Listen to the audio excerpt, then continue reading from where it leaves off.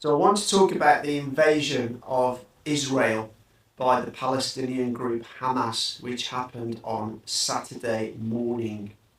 And the first thing I want to mention is that obviously this was a massive failure of Israeli and American intelligence that this actually happened. But what I really want to speak about is how this is being projected in the Western media and by Western politicians. And then later in the video, I want to talk about how statements by China and the US differ massively on this issue. And I think that's very important because China are wanting peace, where I'm just not seeing that from the USA. Anyway, first of all, let's talk about the media and how they're portraying it. So we've seen this word literally appear from all politicians and all Western media, and that is the word unprovoked. So let's just have a look at a few statements and tweets from the media and from politicians about this. So first, let's have a look at the statement from the White House, which says, "The United States unequivocally condemns the unprovoked attacks by Hamas terrorists against Israeli civilians." Next, a statement by the House Minority Leader Hakeem Jeffries. "The loss of life in Israel as a result of the violent, calculated and unprovoked attack by Hamas is heartbreaking." We then look at a tweet from Robert F. Kennedy Jr., a presidential candidate in the USA. "This ignominious, unprovoked and barbaric attack on Israel must be met with world condemnation and unequivocal support for the Jewish state's right to self-defense." Then, on Fox News, General Keith Kellogg said, "This is an unprovoked attack on civilians." And the former Secretary of State Mike Pompeo tweeted, "Unprovoked aggression by Hamas terrorists." We then had Congresswoman Sarah Jacobs tweeting, "I unequivocally condemn Hamas's horrific, unprovoked attacks and call on all parties to take steps to prevent civilian harm." So these are just a small selection, but if you search around the internet and Google the invasion of Israel, you will see this word pops up in almost every article or every statement that a Western leader makes about the invasion. And it's amazing how the Western media and Western politicians keep using this word unprovoked. And that's because that's what they want Western audiences to believe. Now, for a more accurate picture of this, let's listen to Mustafa Barghouti, the leader of the Palestinian National Initiative. He is a former information minister for the Palestinian government, which is in control of parts of the West Bank but does not control Gaza. Welcome, Minister. I again want to just make sure that viewers understand that the Palestinian Authority has been an opponent of Hamas, so you are not in any way affiliated with Hamas. You represent the Palestinian Authority, which has control over parts of the West Bank. All that said, what is your reaction to what you have seen so far? Well, first of all, I am not part of the Palestinian Authority. As a matter of fact, I represent a democratic Palestinian movement called Palestinian National Initiative, which is non-Fatah and non-Hamas. And of course, I am not affiliated with Hamas. But I think this situation that has evolved is a direct result of the continuation of the longest occupation in modern history. Israeli occupation of Palestinian land since 1967. This is 56 years of occupation that has transformed into a system of apartheid, a much worse apartheid than what prevailed in South Africa. Yes, maybe Hamas did not recognize Israel, but the PLO did, and the Palestinian Authority did. What did they get? Nothing. Since 2014, the Israeli governments would not even meet with Palestinians. And what you see today is a reaction to several things. First of all, settlers' terrorist attacks on Palestinians in the West Bank that has evicted already 20 communities in an act of ethnic cleansing, 248 Palestinians who were killed by the Israeli army and settlers in the West Bank, including 40 children, attacks on the holy sites, the Muslim and Christian holy sites by Israeli extremists, as well as declaration of Netanyahu that he will liquidate the Palestinian rights and the Palestinian cause by normalization with Arab countries. And he dared even to go to the United Nations and carried in the United Nations a map of Israel, which included the whole of the West Bank, all of Gaza, all of Jerusalem, as well as the Golan Heights. He declared the annexation of the occupied territories.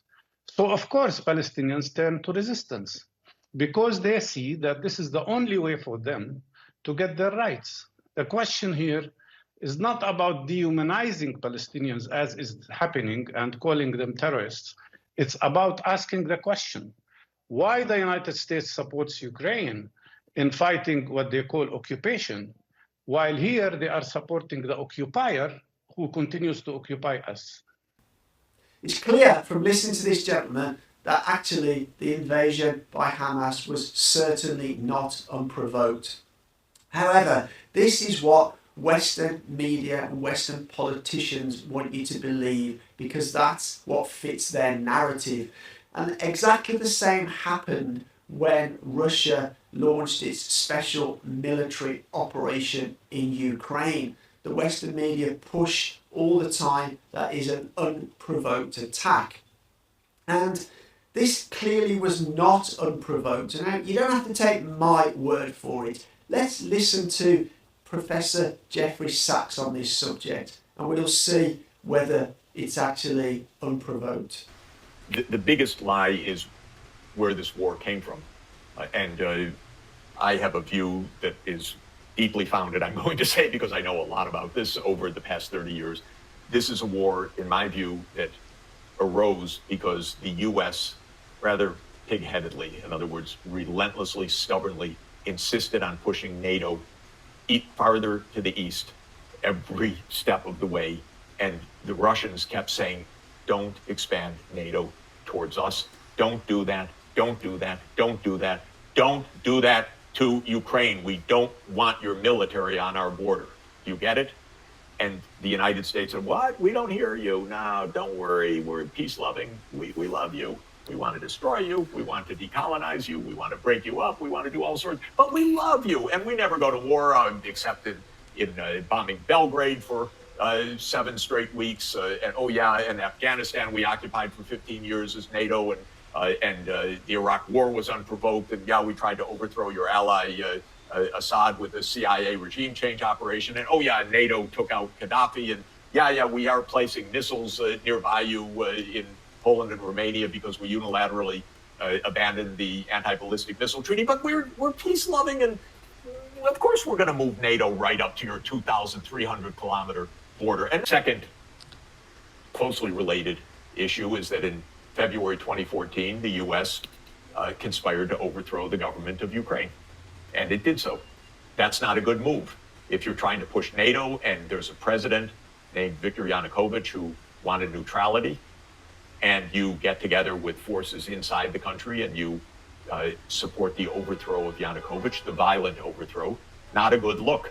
That's when this war started in February 2014. And then if you look at the real sequence of events, not the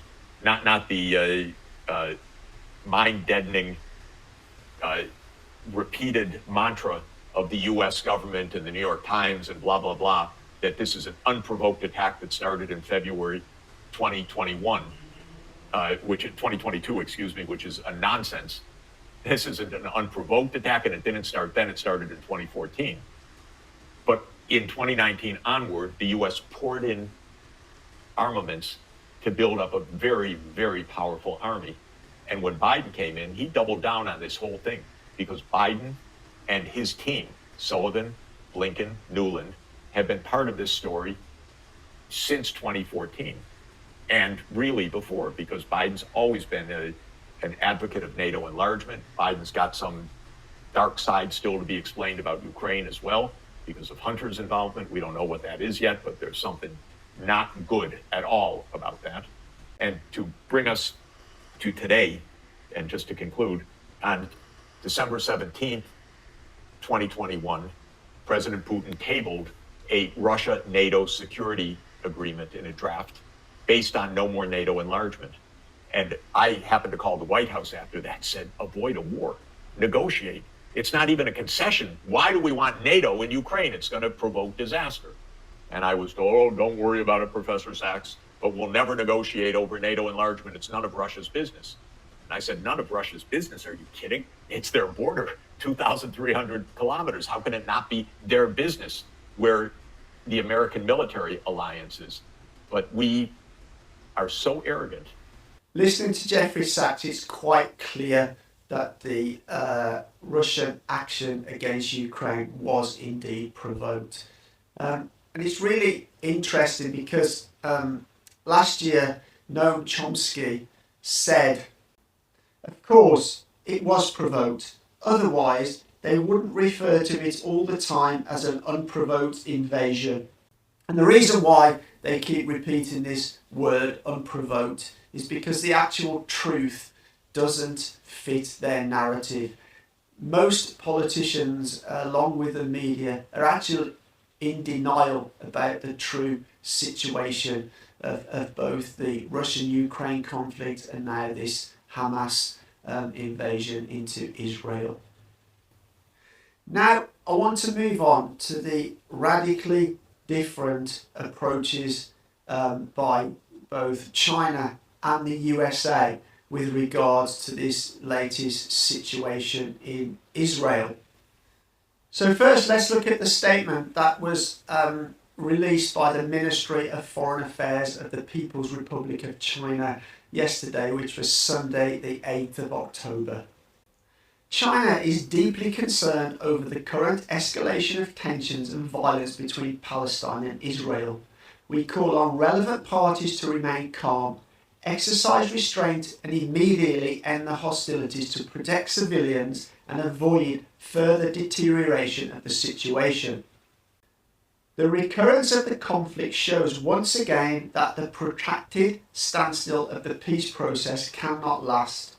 The fundamental way out of the conflict lies in implementing the two-state solution and establishing an independent state of Palestine. The international community needs to act with greater urgency, step up input into the Palestine question, facilitate the early resumption of peace talks between Palestine and Israel, and find a way to bring about enduring peace. China will continue to work relentlessly with the international community towards that end. And as we know, China have been working very hard over the last few years to try and bring more peace to the region of the Middle East. They very recently brokered a deal between Saudi Arabia and Iran, and both of those countries are starting to get onto much better terms now. And it's very interesting because, for the last 25 or 30 years, America have been claiming they've been trying to negotiate more peace in the Middle East, but actually, if you actually look at their actions, they've actually stirred up much more trouble in the Middle East. And now let's look at what America have said about the situation. After Hamas attack, US to send weapons and warships to support Israel. The Pentagon announced on Sunday that it was sending additional munitions to Israel and moving Navy warships closer to the country in a show of support.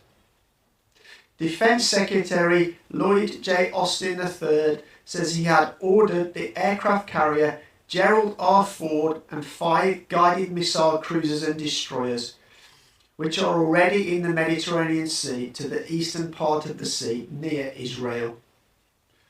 So you see, instead of trying to talk about peace and broker peace, all America wants to do is, as usual, send more weapons and warships. And I can't help thinking the reason why America don't want peace and they want continuously to involve themselves in war is because a large part of their economy is based on the military-industrial complex. And that brings in huge amounts of money. So if there was no wars, there would be no money for the military-industrial complex. So it's almost like America are involved in perpetual wars all around the world. You know, even recently, we've had senators in the US say that, the aim of the supporting Ukraine is not really to support Ukraine. It's to defeat Russia and send a strong message to China. What twisted logic is that for peace in the world? It just isn't. And then you get crazy politicians like Nikki Haley, who's hoping to run for president in the United States. I'm just so glad she has no chance of achieving that goal, because this is what she tweeted. This is not just an attack on Israel. This was an attack on America. Finish them at Netanyahu. Netanyahu being the Israeli Prime Minister. They should have hell to pay for what they have just done. Now, this really is not the kind of language we should be hearing from politicians and somebody who's running for president of the United States. This firmly puts Nikki Haley in the same camp as Victoria Nuland and Hillary Clinton, out and out warmongers. So while China is trying to negotiate peace and pushing for a settlement of the Israel-Palestine issue, you have America who's just pouring more fuel on the fire with their warmongering talk. Okay, so I hope that's given you some idea of my thoughts on the situation. I thought it's important to put that out there. I think it's disgraceful how the Western media suggest it's an unprovoked attack. I would really love to hear your comments down in the comments section. I would appreciate any support by becoming a member of the channel so I can keep producing content of this type. If you did like the video, please give it a thumbs up. And if you do like my channel content in general, then consider hitting that subscribe button. However, as always, for now, take care.